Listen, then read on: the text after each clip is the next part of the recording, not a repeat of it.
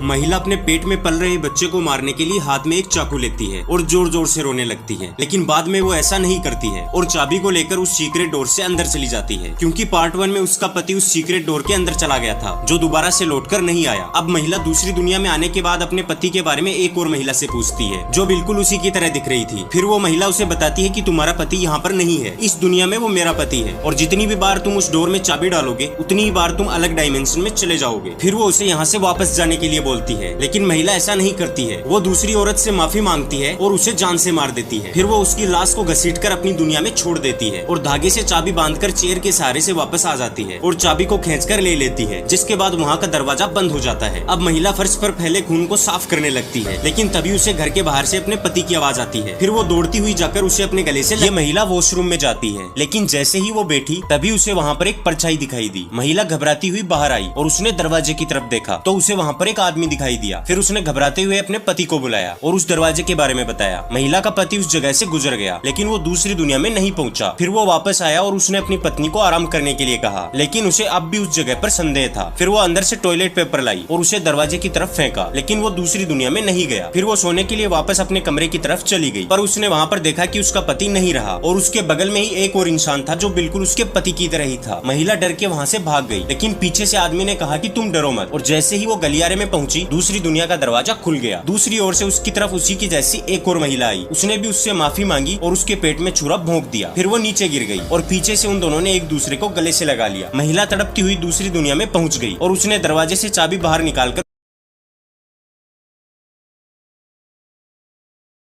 Next part के लिए video को लाइक करें।